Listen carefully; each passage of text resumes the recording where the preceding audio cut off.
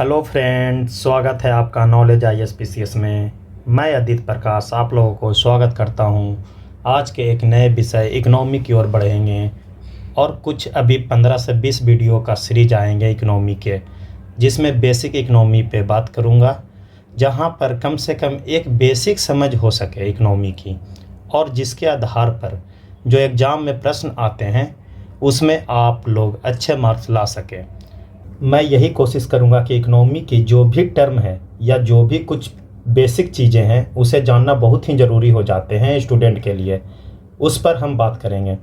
सबसे पहले हम लोग इकोनॉमी के बेसिक चैप्टर देखेंगे कि प्रश्न कहाँ से बनते हैं और इकोनॉमी की कौन कौन सी चैप्टर पढ़ना बहुत ही महत्वपूर्ण होगा एग्ज़ाम के दृष्टिकोण से। तो चलिए दोस्तों, देखते हैं कि कौन कौन सा चैप्टर इम्पोर्टेंट है। अर्थव्यवस्था। अर्थव्यवस्था के अंतर्गत हम लोग सबसे पहला चैप्टर पढ़ेंगे मूलभूत अवधारणा। मूलभूत अवधारणा, इसके अंतर्गत क्या क्या पढ़ेंगे हम लोग? इसमें सबसे पहले तो हम लोग पढ़ेंगे अर्थशास्त्री ने अर्थव्यवस्था के बारे में क्या क्या जिक्र किया। दूसरा, इसका भाग पढ़ेंगे कि कितने भागों में इसको बांटा गया। तीसरा क्या पढ़ेंगे, इसका क्षेत्रक पढ़ेंगे। और दूसरा चैप्टर पढ़ेंगे हम लोग मुद्रा, मनी, कि मनी क्या होता है। रिजर्व मुद्रा के बारे में जानेंगे, मुद्रा की आपूर्ति के बारे में जानेंगे, मुद्रा के प्रकार के बारे में जानेंगे। और तीसरा चैप्टर जो पढ़ेंगे हम लोग RBI और बैंकिंग साथ में पढ़ेंगे कि RBI के अंतर्गत NPA के बारे में जानेंगे, NPA के बारे में जानेंगे। दूसरा इसमें जानेंगे LAF के बारे में जानेंगे। तीसरा जानेंगे हम लोग VRR के बारे में, और भी इसमें OMO ओपन मार्केट ऑपरेशन के बारे में जानेंगे। और फोर्थ चैप्टर पढ़ेंगे हम लोग राष्ट्रीय आय, नेशनल इनकम के बारे में। नेशनल इनकम के अंतर्गत हम जानेंगे कि नेशनल इनकम होता क्या है। इसमें GDP के बारे में जानेंगे कि GDP किसे कहते हैं, फिर GNP क्या है और NNP क्या है, ये समझेंगे। और ये फिफ्थ चैप्टर हम लोग देखेंगे मुद्रास्फीति, इन्फ्लेशन के बारे में जानेंगे। और 6 में राष्ट्रीय बजट के बारे में जानेंगे। और 7th NPA की कहाँ पढ़ेंगे हम लोग? RBI के अंतर्गत पढ़ेंगे। और बैलेंस ऑफ पेमेंट के बारे में जानेंगे। 8वां चैप्टर भुगतान संतुलन के बारे में। और 9वां चैप्टर क्या पढ़ेंगे? वित्तीय बाजार के बारे में। तो चलिए दोस्तों, स्टार्ट करते हैं। सबसे पहले मूलभूत अवधारणा, बेसिक कंसेप्ट इकोनॉमिक्स के देखते हैं कि क्या क्या है। बेसिक कंसेप्ट के अंतर्गत सबसे पहले तो हम देखेंगे कि अर्थशास्त्र और अर्थव्यवस्था में अंतर क्या होता है, ये देखेंगे। फिर देखेंगे कि अर्थव्यवस्था के प्रकार। फिर इसके बाद देखेंगे पूंजीवादी अर्थव्यवस्था क्या होता है, समाजवादी अर्थव्यवस्था क्या होता है, और मिश्रित अर्थव्यवस्था क्या होता है। फिर अगला देखेंगे खुली और बंद अर्थव्यवस्था। और नेक्स्ट देखेंगे अर्थव्यवस्था के क्षेत्रक के बारे में जानेंगे। तो चलिए दोस्तों, देखते हैं कि अर्थशास्त्र और अर्थव्यवस्था में अंतर। सबसे पहले अर्थशास्त्र के बारे में जानेंगे कि अर्थशास्त्र का अर्थ क्या होता है। तो अर्थ का मतलब होता है धन, और शास्त्र का मतलब होता है सिद्धांत। धन प्लस सिद्धांत कहने का तात्पर्य है कि ऐसा विषय जिसमें समाज के भौतिक कल्याण के कारणों का अध्ययन किया जाता है अर्थशास्त्र में। तो अर्थशास्त्र का शाब्दिक अर्थ होता है धन का शास्त्र, मतलब धन का शास्त्र, अर्थात वे सभी सिद्धांत जिनका प्रयोग करके किसी देश में दुर्लभ संसाधनों का आवंटन किया जाता है। दुर्लभ कहने का तात्पर्य है कि कोई गरीब, कोई पिछड़ा देश है, वो अर्थशास्त्र का अध्ययन करेगा और वो अपना उत्थान का कार्य करेगा। अब समझेंगे अर्थव्यवस्था के बारे में कि अर्थव्यवस्था किसे कहते हैं। अर्थव्यवस्था का अर्थ होता है, अर्थ का मतलब धन और व्यवस्था का मतलब नागरिक। अर्थव्यवस्था का मतलब होता है वह व्यवस्था जिसमें क्षेत्र विशेष में संसाधनों का नागरिकों को आवंटन इस प्रकार से किया जाता है कि नागरिकों का अधिकतम सामाजिक आर्थिक कल्याण हो सके। कहने का तात्पर्य कि किसी क्षेत्र विशेष में, मतलब ये हो गया क्षेत्र विशेष को मानिए, ये क्षेत्र विशेष हो गया। और बोला संसाधन, तो यहाँ पे संसाधन लिखिए, संसाधन, संसाधन का आवंटन, आवंटन इस प्रकार नागरिकों को हो जिससे नागरिक का अधिकतम कल्याण हो सके।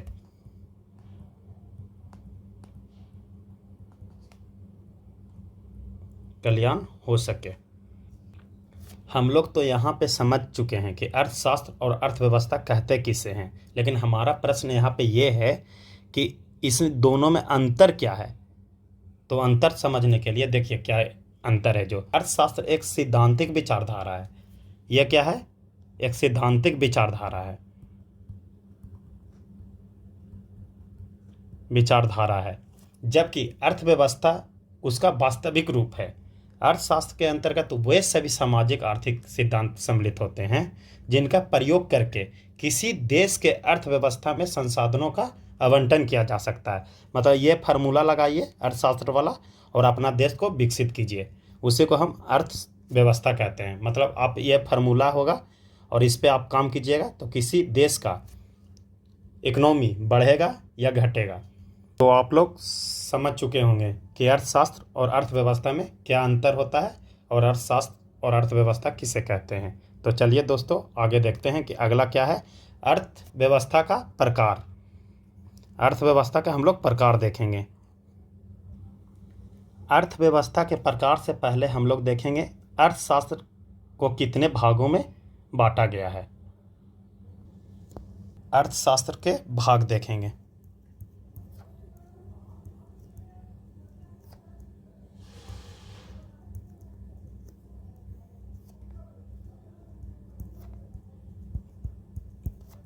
इसे दो भागों में बांटा गया है। सबसे पहले व्यष्टि अर्थशास्त्र,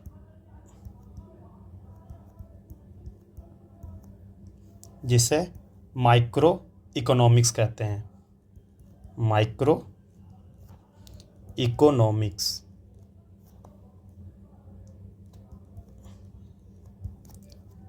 दूसरा समष्टि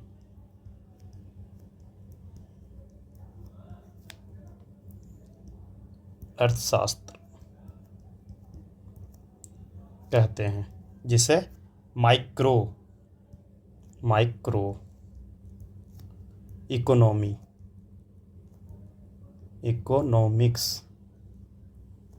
कहते हैं। अब हम लोग देखेंगे सबसे पहले माइक्रो इकोनॉमी किसे कहते हैं। माइक्रो इकोनॉमिक्स, माइक्रो इकोनॉमिक्स को हम सूक्ष्म इकोनॉमिक्स भी कहते हैं, सूक्ष्म अर्थशास्त्र भी कहते हैं।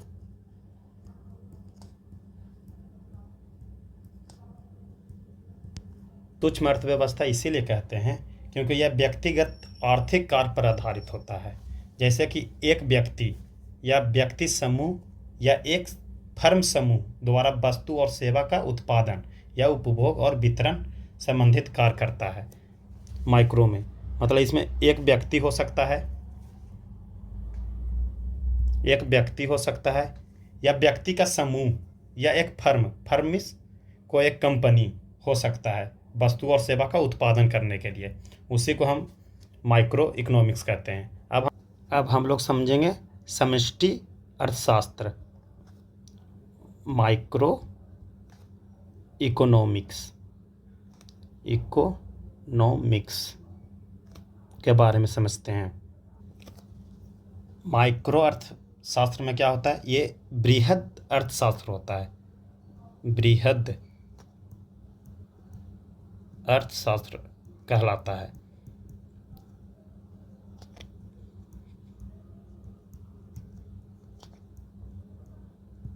बृहद अर्थशास्त्र क्यों कहलाता है, क्योंकि इस पे संपूर्ण अर्थव्यवस्था आधारित होता है। जैसे गरीबी, जैसे गरीबी, बेरोजगारी,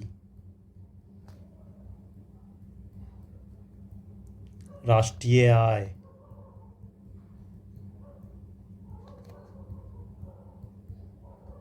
सकल घरेलू उत्पाद जिसे जीडीपी कहते हैं इत्यादि इसके अंतर्गत आता है, माइक्रो इकोनॉमिक्स के अंतर्गत आता है।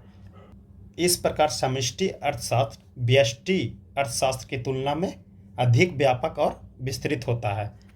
मतलब माइक्रो बड़ा होता है माइक्रो से, याद रखिएगा। ये ज़्यादा विस्तृत होगा और ये कम। अब हम लोग पढ़ेंगे अर्थव्यवस्था के प्रकार।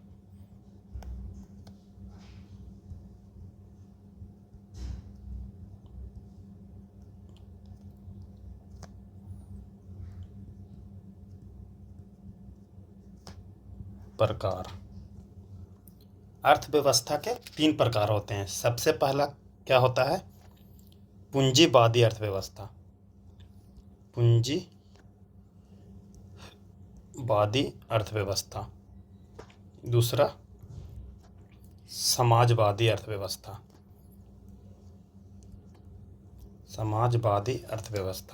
तीसरा मिश्रित अर्थव्यवस्था।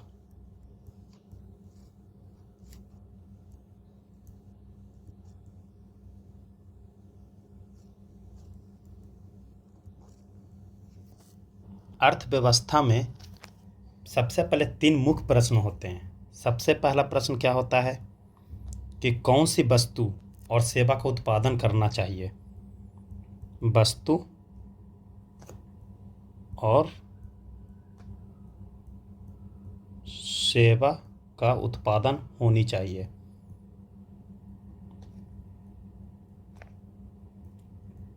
या करना है, यह प्रश्न उठता है।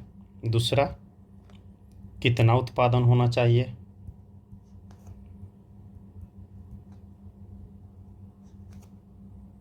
उत्पादन करना है मतलब मात्रा में। तीसरा प्रश्न बनता है उत्पादित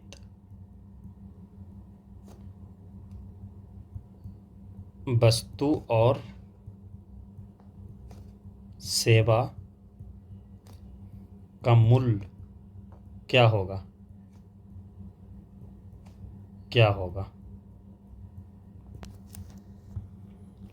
अर्थव्यवस्था में ये 3 प्रश्न बहुत ही प्रमुख है कि क्या उत्पादन होना चाहिए, कितना उत्पादन होना चाहिए, अगर उत्पादित हुआ है तो वस्तु और सेवा का मूल्य बाजार में क्या होनी चाहिए। अब देखेंगे पूंजीवादी अर्थव्यवस्था किसे कहते हैं। पूंजीवादी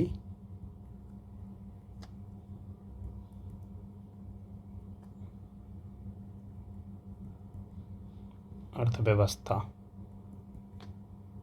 किसे कहते हैं। पूंजीवादी अर्थव्यवस्था उसे कहते हैं जो उपर्युक्त तीनों निर्णय का तात्पर्य क्या है कि तीनों प्रश्न, जैसे वस्तु और सेवा का उत्पादन क्या होना चाहिए, कितना उत्पादन होना चाहिए, क्या उत्पादित होनी चाहिए, या उत्पादित वस्तु और सेवाओं का मूल्य क्या होगा। अगर इसका निर्णय अगर निजी कंपनी मतलब प्राइवेट सेक्टर या बाजार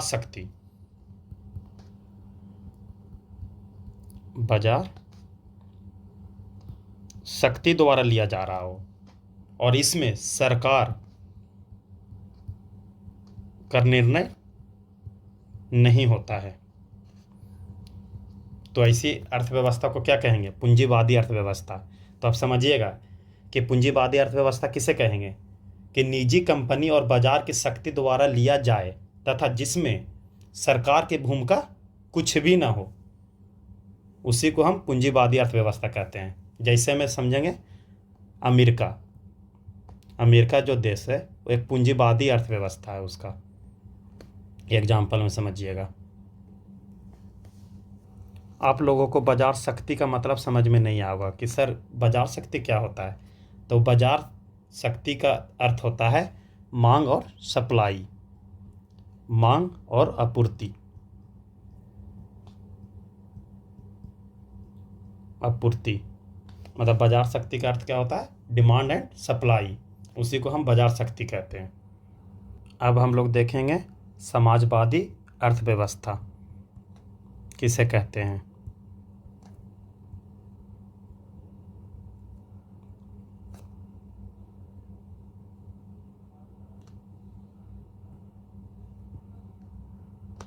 समाजी अर्थव्यवस्था, इस अर्थव्यवस्था में क्या होता है कि निजी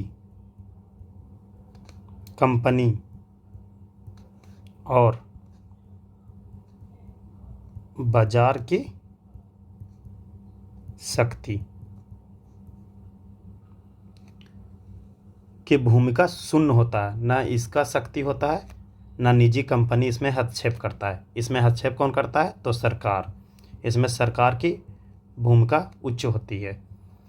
तो समझिए कि पूंजीवादी अर्थव्यवस्था में क्या होता है कि उसमें निजी कंपनी हस्तक्षेप करता है और बाजार की शक्तियाँ, उसमें सरकार इंक्लूड नहीं होती है।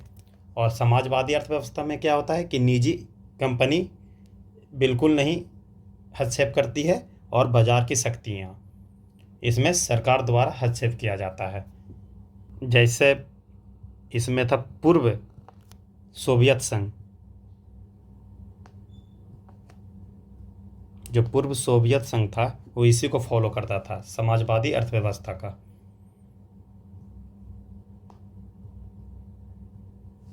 अब हम लोग देखेंगे मिश्रित अर्थव्यवस्था।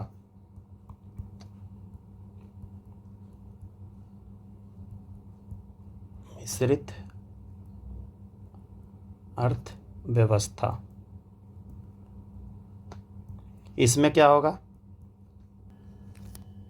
मिश्रित अर्थव्यवस्था में निजी कंपनी भी हस्तक्षेप करता है,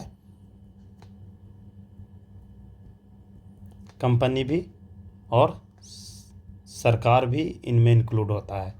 तो ऐसे अर्थव्यवस्था को मिश्रित अर्थव्यवस्था कहते हैं। कहने का तात्पर्य है कि इसमें सरकार और निजी कंपनी दोनों मिलकर निर्णय लेता है, तो इसे मिश्रित अर्थव्यवस्था कहते हैं। जैसे में भारतीय अर्थव्यवस्था, इसमें एग्जाम्पल क्या होगा? भारतीय अर्थव्यवस्था। यहाँ तक तो समझ में आप लोगों को आ चुका होगा कि पूंजीवादी अर्थव्यवस्था और समाजवादी अर्थव्यवस्था और मिश्रित अर्थव्यवस्था किसे कहते हैं। और अब आगे हम लोग देखते हैं बंद अर्थव्यवस्था और खुली अर्थव्यवस्था क्या होता है।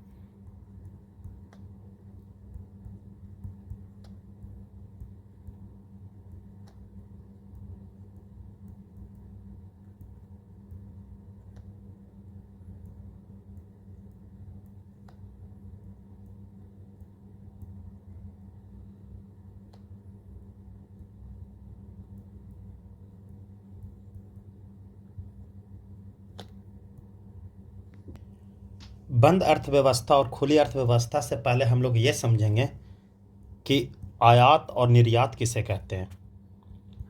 आयात और निर्यात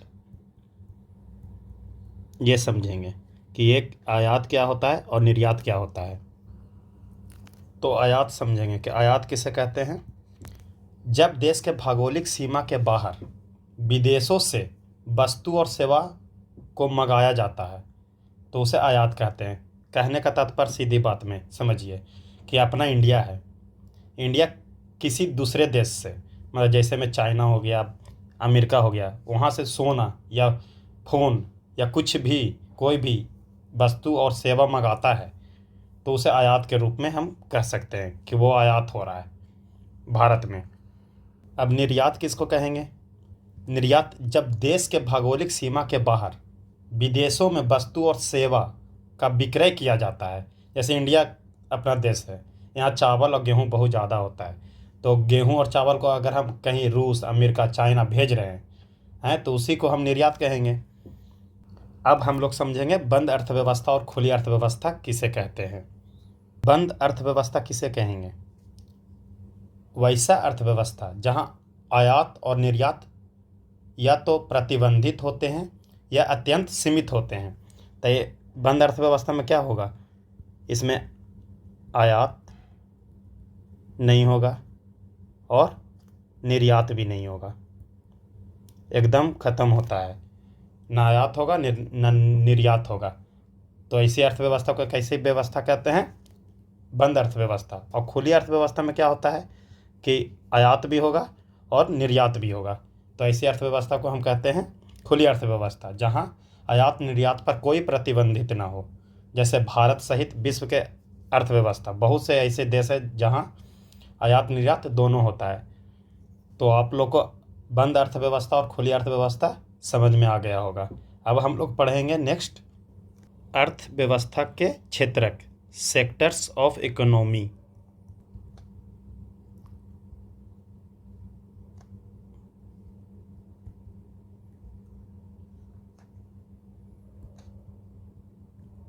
क्षेत्रक, सेक्टर्स ऑफ इकोनॉमी। किसी भी अर्थव्यवस्था के 3 प्रमुख क्षेत्र होते हैं। तो सबसे पहला कौन सा क्षेत्र होता है, प्राथमिक, प्राथमिक क्षेत्र, क्षेत्र या क्षेत्रक। दूसरा द्वितीयक, द्वितीयक क्षेत्रक।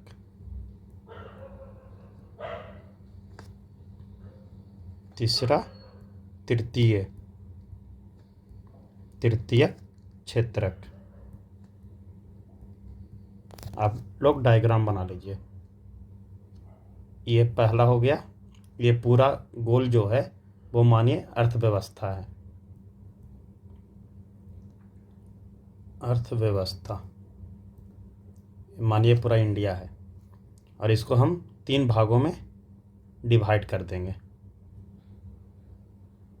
ये हो गया आपका प्राथमिक सेक्टर, प्राइमरी, ये सेकेंडरी, और ये टर्सरी, मतलब थर्ड सेक्टर। अब हम लोग देखेंगे प्राथमिक क्षेत्र। प्राथमिक क्षेत्र क्या होता है, प्राइमरी सेक्टर, प्राथमिक क्षेत्रक के बारे में जानेंगे।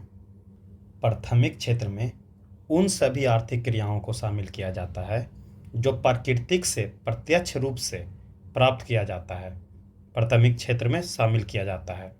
मतलब इसमें क्या है प्राथमिक क्षेत्र में, कि ये प्रकृति पे डिपेंड होता है, प्रकृति पे डिपेंड होता है प्राथमिक क्षेत्र। जैसे में कृषि, जैसे में कृषि, पशुपालन, मत्स्य पालन,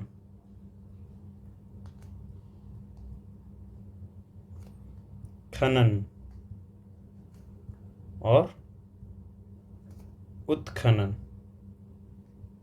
ये सब प्राथमिक क्षेत्र के अंतर्गत आता है। कहने अब आप लोगों को एक प्रश्न यहाँ पर उत्पन्न होता है कि सर ये खनन और उत्खनन में क्या अंतर है। तो खनन हम उससे कहते हैं जहाँ खुदाई गहराई में हो, ऊर्ध्वाधर रूप में, वर्टिकल, ये वर्टिकल रूप से होता है, उसे खनन कहते हैं। जो गहराई में जाके जैसे कोयला निकालते हैं, गड्ढा में जाते हैं तब निकालते हैं। और उत्खनन क्या होता है, ये क्षैतिज रूप में होता है, हॉरिजॉन्टल। ये क्या होता है, हॉरिजॉन्टल रूप में। जैसे मोहनजोदाड़ो, जैसे हड़प्पा सभ्यता में मोहनजोदाड़ो या और भी बर्नवाली, राखीगढ़ी, ये सब जैसे सभ्यता जो मिली वो उत्खनन के दौरान मिली। उत्खनन में क्या होता है, वो खुदाई और हल्का हल्का सा उसे क्षैतिज रूप में घिसाई करते हैं सरफेस को, और उससे जो सामग्री प्राप्त होते हैं उसी को हम उत्खनन के अंतर्गत रखते हैं। तो समझ में आ गया होगा कि प्राथमिक क्षेत्र किसे कहते हैं, जिसमें पूरी तरह प्राकृतिक पर डिपेंड हो और हमें प्राकृतिक से जो भी वस्तुएं प्राप्त होती है, जैसे में कृषि, पशु, मत्स्य पालन, खनन, उत्खनन, ये सब किसके अंतर्गत आएगा? प्राथमिक क्षेत्र के अंतर्गत। तो क्वेश्चन बन सकता है कि कृषि किसके अंतर्गत आता है? प्राथमिक क्षेत्रक या द्वितीय क्षेत्रक या तृतीयक क्षेत्रक? तो आप टिक कीजिएगा प्राथमिक क्षेत्रक के अंतर्गत। अब हम लोग देखेंगे द्वितीयक क्षेत्रक कि द्वितीयक क्षेत्रक क्या होता है। सेकेंडरी सेक्टर क्षेत्रक यह वह क्षेत्र होता है जहां प्राथमिक क्षेत्र से प्राप्त वस्तु को कच्चे माल के रूप में प्रयोग करके मशीन के द्वारा अन्य वस्तु का निर्माण किया जाता है।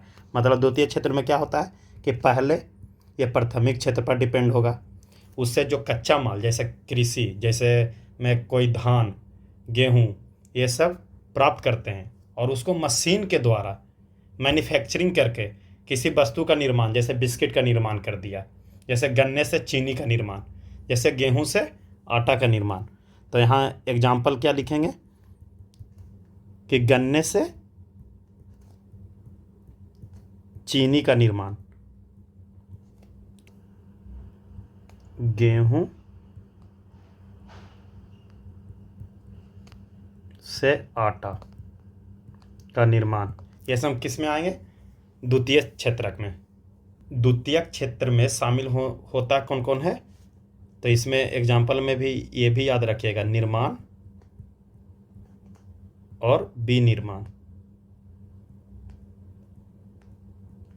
ये पूछा जा सकता है प्रश्न कि विनिर्माण या निर्माण कौन सा सेक्टर में आएंगे?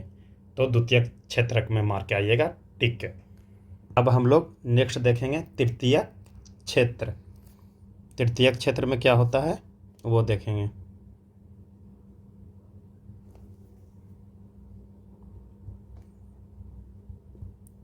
तृतीय क्षेत्र किसे कहते हैं और इसके अंतर्गत क्या क्या आते हैं? तृतीय क्षेत्र के अंतर्गत सेवा आता है। सेवा का संबंध तृतीय क्षेत्र से होता है। इसका कहने का तात्पर्य यह है कि तृतीय क्षेत्र में बीमा, बैंकिंग, भंडारण, पर्यटन, शिक्षा, स्वास्थ्य, ये सब इसके अंतर्गत आता है। तो इसका एग्जाम्पल याद रखिएगा सीधा कि इसमें क्या आएगा? बैंकिंग प्रणाली आएगा। दूसरा क्या आएगा? बीमा और होटल, पर्यटन, रक्षा, खुदरा व्यापार, ETC। ये सब किसके अंतर्गत आएगा? ये आएगा तृतीय क्षेत्र के अंतर्गत आएगा। थर्ड सेक्टर के अंतर्गत दो और प्रमुख सेक्टर आते हैं, जिसका नाम है पहला चतुर्थ सेक्टर और दूसरा पंचम सेक्टर क्षेत्र। अब हम लोग समझेंगे चतुर्थ क्षेत्र और पंचम क्षेत्र क्या होता है।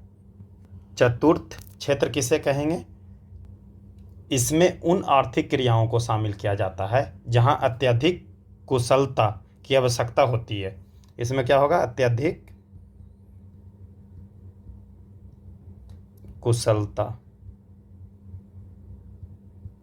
कुशलता की आवश्यकता होती है। जैसे में इसका एग्जाम्पल क्या होगा? अनुसंधान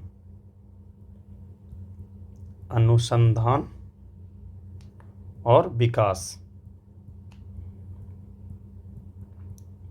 इसमें दिमाग वाला क्षेत्र होता है, अत्यधिक कुशलता वाला। और पंचम क्षेत्र में क्या आता है? पंचम क्षेत्र में होता है कि अत्यधिक कुशलता के साथ साथ निर्णय, डिसीजन मेकर होना चाहिए। मतलब इसमें हो जाएगा अत्यधिक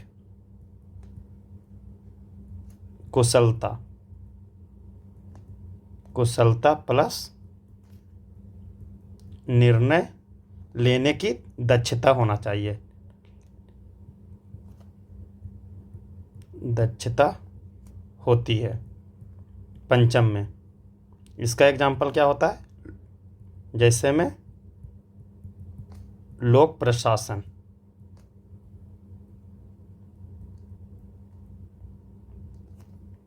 दोस्तों अर्थव्यवस्था के क्षेत्र के बारे में आपको समझ में आ गया होगा कि प्राथमिक क्षेत्र, द्वितीयक क्षेत्र और तृतीयक क्षेत्र के अंतर्गत कौन कौन आता है। तो एक बार रिवीजन के लिए सुन लीजिए कि प्राथमिक क्षेत्र के अंतर्गत मुख्यतः कृषि आता है। समझ जाइएगा कि प्राइमरी सेक्टर में आपका कृषि आएगा और सेकेंडरी में आएगा उद्योग और तृतीय में मतलब थर्ड सेक्टर में सेवा क्षेत्र। यहाँ से प्रश्न बन सकते हैं एग्जाम में। तो दोस्तों आप इसको अच्छा से पढ़ लीजिएगा और एक नोट्स बना लीजिएगा जो आपको एग्जाम में आपको बहुत ही महत्वपूर्ण योगदान दे सकता है। अर्थशास्त्र में अर्थशास्त्रियों ने अर्थव्यवस्था के बारे में क्या क्या जिक्र किया वो समझेंगे, ताकि एग्ज़ाम के दृष्टिकोण से कुछ फैक्टें आप लोग को याद भी रखना चाहिए। जो मैं कंसेप्ट के बाद कुछ मैं आप लोगों को फैक्ट बताना चाह रहा हूँ अर्थशास्त्र के बारे में, जो जिसने अर्थशास्त्रियों ने क्या अर्थव्यवस्था के बारे में कहा। तो सबसे पहले हम देखेंगे एडम स्मिथ के बारे में।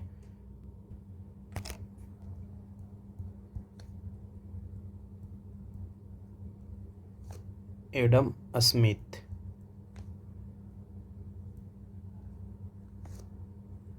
एडम स्मिथ को अर्थशास्त्र का जनक कहा जाता है। वर्ष 1776 में उनके द्वारा प्रकाशित पुस्तक द वेल्थ ऑफ नेशन में उन्होंने अर्थशास्त्र को धन का विज्ञान कहा तथा पूंजी सृजन पर जोर दिया। तो इसमें फैक्ट क्या क्या याद रखिएगा। एडम स्मिथ में पहला पॉइंट क्या याद रखिएगा कि इन्हें अर्थशास्त्र का पिता या जनक कहा जाता है, जनक कहा जाता है। सेकंड पॉइंट याद रखिएगा कि वर्ष 1776 में इसने एक पुस्तक लिखी थी। उस पुस्तक का क्या नाम था? The wealth of nation. Nation में क्या जिक्र करते हैं? वो जिक्र करते हैं कि वो धन का विज्ञान का जिक्र करते हैं तथा पूंजी सृजन का जिक्र करते हैं, मतलब पूंजी कैसे सृजन किया जाए। अब यहाँ पर देखेंगे कि एडम स्मिथ द्वारा अर्थशास्त्र के बारे में क्या कहा। तो इनके अनुसार ये कहा गया कि वस्तु और सेवा के उत्पादन और उपभोग वितरण संबंधित प्रक्रिया का अध्ययन किया जाता है और जो अध्ययन किया जाता है उसके पश्चात पूंजी सृजन हो। यही यहाँ पे पूंजी सृजन के बारे में जिक्र कर रहे हैं एडम स्मिथ ने। अब आप लोगों को लग रहा होगा कि वस्तु और सेवा क्या होता है, तो अब उसको समझते हैं कि वस्तु और सेवा क्या होता है। वस्तु और सेवा के बारे में समझते हैं कि क्या होता है। वस्तु किसे कहते हैं? तो वस्तु दृश्य होता है किंतु उसका बाजार मूल्य अवश्य होता है। मतलब इसमें क्या है, इसमें ये तो दृश्य होता है वस्तु, कोई भी वस्तु हम देख सकते हैं और उसका कोई बाजार में मूल्य हो, कोई रेट हो, मतलब बाजार मूल्य हो। और सेवा को हम देख नहीं सकते हैं, यह अदृश्य होता है और लेकिन इसका बाजार मूल्य होती है, इसका भी रेट होता है। जैसे बैंकिंग, शिक्षा, ये सब सेवा है, तो ये सब सेवा के अंतर्गत आता है। अब नेक्स्ट अर्थशास्त्री के बारे में पढ़ेंगे, मार्शल।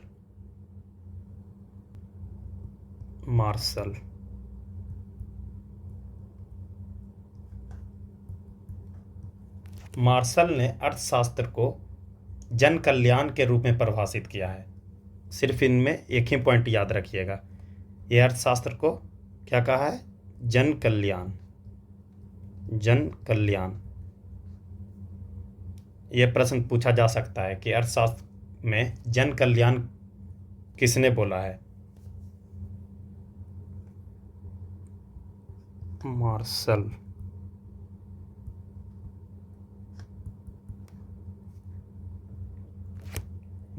ने अर्थशास्त्र को जन कल्याण के रूप में परिभाषित किया है।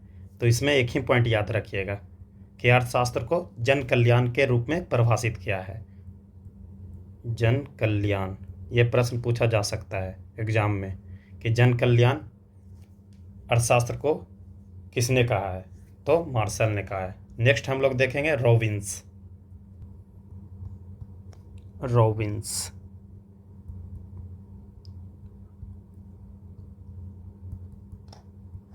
इसने अर्थशास्त्र को सीमित साधन के रूप में परिभाषित किया है। तो इनमें भी एक पॉइंट याद रखिएगा, सीमित साधन।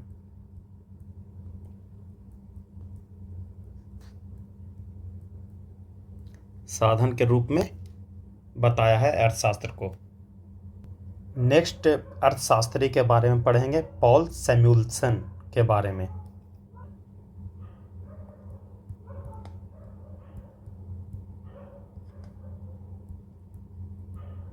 सैमुएल्सन,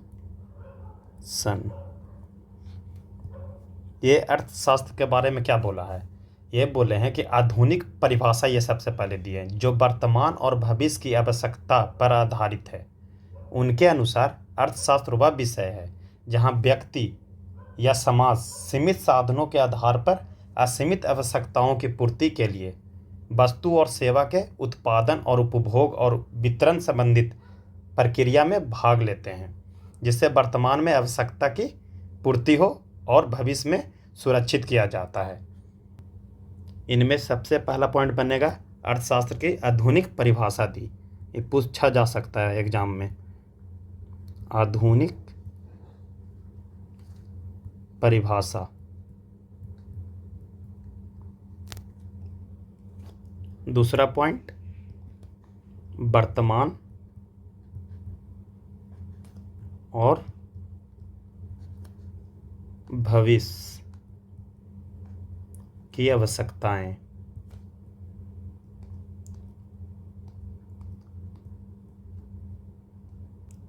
ये कुछ महत्वपूर्ण अर्थशास्त्री थे जिसने अर्थशास्त्र के बारे में क्या क्या जिक्र किए वो मैंने आपको बता चुका हूँ। तो चलिए दोस्तों, इसी के साथ उम्मीद करता हूँ कि इकोनॉमी की बेसिक कंसेप्ट क्लियर हो चुका होगा। अगर और भी कुछ प्रॉब्लम हो तो कमेंट ज़रूर करें और लाइक सब्सक्राइब ज़रूर कर दें। धन्यवाद।